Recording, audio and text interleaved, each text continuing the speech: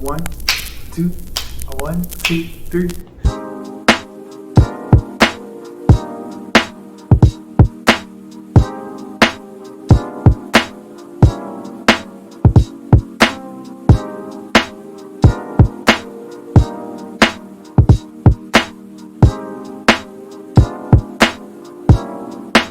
Hola! Hello, welcome back to our channel. Welcome back. And for those who are new, I am Lottie. And I'm Wyn. Welcome back to our channel. Today is a continuation of our previous episode about travel tips and hacks. If you missed out, please do click on the link on top and head back to our previous video so you can learn more travel tips and hacks.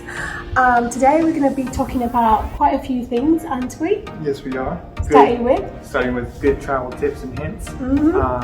Should we jump straight into it? Yes, please. Okay. Number 1, or numero uno, currency conversions or money. Something we're all familiar with and we all use every single day.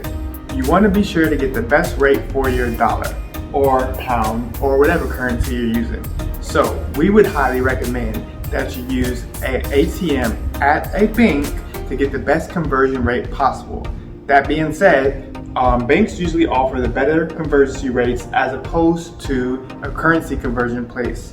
And also, very important, pay close attention to the ATM when you're using it, because sometimes they give you notifications and you may get distracted. Always pay attention to it, because the last thing you want to happen is for the ATM to swallow up your card and you not be able to use your debit card or credit card for the remainder of your trip. No. Another currency conversion helpful hint: never ever exchange your money at an airport. Why? Because airports normally give the worst conversion rates for your money. Number 2, numero dos, Airbnb Stays. It's very important when you're booking for a place to stay whilst on holiday that you make sure that you've done your research about the area. If you've missed out on our previous episode where we quite discussed this lengthy discussion about where to book and where to look at the best way forward if you're booking for more than 2 weeks of a holiday, do please check out our previous video. Carrying forward, when you are booking through the Airbnb app, it's very important that you scroll through down the places of interest to see exactly what's around the area. What do we mean? Exactly, places like beaches, a very good place to stay, like hotels, restaurant around the area, anything like supermarkets where you can shop for your food, any essential that you might require during your holiday. It's very important to know how far that is from your place of stay, just to ensure that you have a lovely holiday, right?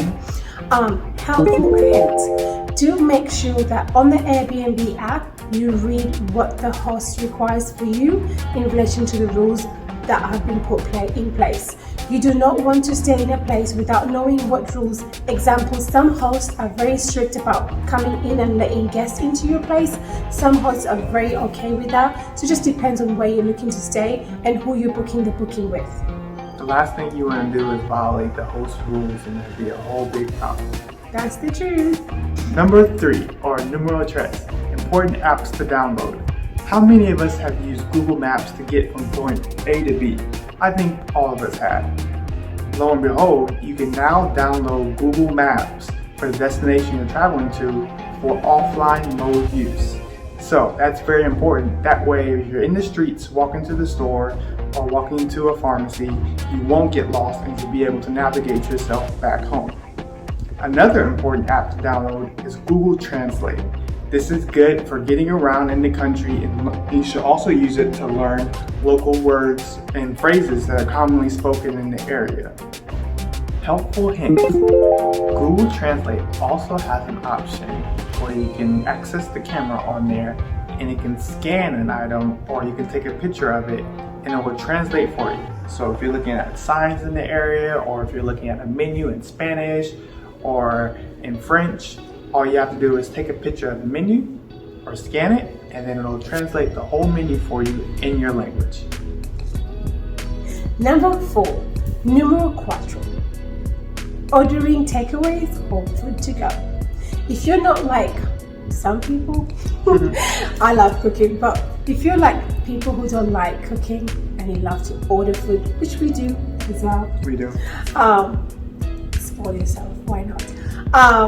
When you like to order food, it's best to look for any recommended local apps for food in your area before ordering any food out there straight from their website, because you always get an offer. For example, we use Uber Eats. We're more familiar with Uber Eats. We've used it in the UK, in the US, so we're more familiar with it. So it's much easier to use it here in Mexico. Helpful hint: we always try and look for deals first, or any rewards that you've already accumulated on your app before you order. This will always give you a better option and also save you a few cash. Finally, before we go, we want to give a big shout out to our YouTube family. Because of you, you make it possible for us to be here today. Thank you for liking our videos, subscribing to our channel, and commenting below. And we also want to say, if you have any questions or comments or travel hints and tips that you would like to share, please comment below. And don't forget to hit that subscribe button and follow our channel.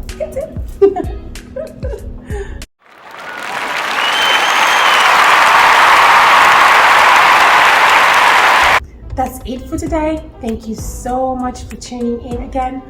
Welcome back next week for more travel hints. If not, maybe adventure. If not, maybe food review. We're looking forward to that, aren't we? Yes, we are. We've got some lovely, lovely food reviews to show you guys here in Mexico. Mexico is a place which I think needs to get more and more recognized for its lovely, amazing food that they have here. Quality, oh, delicious. So we're going to be sharing that with you as well. But then again, thank you for joining us. Thanks again. Until next time, Bye. peace out.